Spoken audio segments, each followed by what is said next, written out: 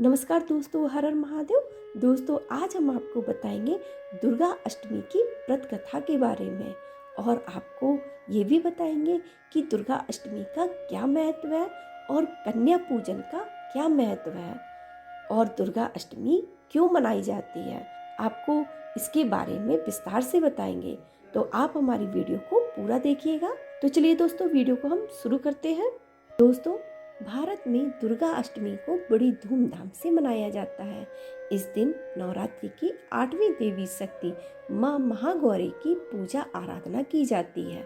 कहा जाता है, जो व्यक्ति माँ गौरी की पूजा करता है उसके घर में सुख समृद्धि सदैव बनी रहती है। इस दिन गुलाबी रंग के वस्त्र पहनना शुभ माना जाता है। साथ ही मान्यता के अनुसार ऐसा माना जाता है कि अष्टमी के दिन माँ दुर्गा अपनी शक्तियों को प्रकट करती हैं। इसलिए कुछ लोग इस दिन एक विशेष प्रकार की पूजा करते हैं, जिसे चामुंडा की संख्या पूजा के नाम से जाना जाता है। दोस्तों, अब हम आपको बताएंगे कि दुर्गा अष्टमी के दिन कन्या पूजन का क्या महत्व है। दुर्गा अष्टमी के दिन ही अन्नकूट पूजा यानी कन्या पूजन का भी विधान बताया गया है। अष्टमी के दिन कन्या पूजन करना सबसे अधिक श्रेष्ठ माना गया है। इस पूजन में 9 कन्याओं को भोजन कराया जाता है। यदि 9 कन्याएं ना मिले तो 2 कन्याओं को भोजन कराकर काम चल सकता है। उसके उपरांत आपको सभी कन्याओं को दान दक्षिणा देनी चाहिए। ऐसा करने से महागौरी आप पर प्रसन्न होती है और आप पर महागौरी की कृपा सदैव बनी रहती है। दोस्तों, अब हम आपको बताएंगे कि दुर्गा अष्टमी व्रत क्यों मनाया जाता है। दुर्गा अष्टमी व्रत कथा के अनुसार देवी सती ने पार्वती रूप में भगवान शिव को पति रूप में प्राप्त करने के लिए कठोर तपस्या की थी। एक बार भगवान भोलेनाथ ने पार्वती जी को देखकर कुछ कह दिया, जिससे देवी का मन आहत हो गया और पार्वती जी तपस्या में लीन हो गईं। इस प्रकार वर्षों तक कठोर तपस्या करने के बाद जब पार्वती नहीं आई तो उनको खोजते हुए भगवान शिव उनके पास पहुंचे। वहां पहुंचकर मां पार्वती को देखकर भगवान शिव आश्चर्यचकित रह गए। पार्वती जी का रंग अत्यंत ओजपूर्ण था। उनकी छटा चांदनी के समान श्वेत, कुंद के फूल के समान धवल दिखाई पड़ रही थी।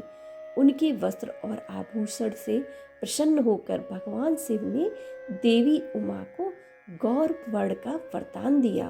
दोस्तों, अब हम आपको एक दूसरी कथा भी बताने जा रहे हैं। भगवान शिव को पति के रूप में पाने के लिए देवी ने कठोर तपस्या की थी, जिससे उनका शरीर काला पड़ गया। देवी की तपस्या से प्रसन्न होकर भगवान उन्हें स्वीकार कर लेते हैं और शिव जी उनके शरीर को गंगा जल से धोते हैं। तब देवी अत्यंत गौरवर्ण की हो जाती है और तभी से इनका नाम गौरी पड़ा था। महागौरी रूप में देवी करुणामय, स्नेहमय, शांत और मृदंग दिखती हैं।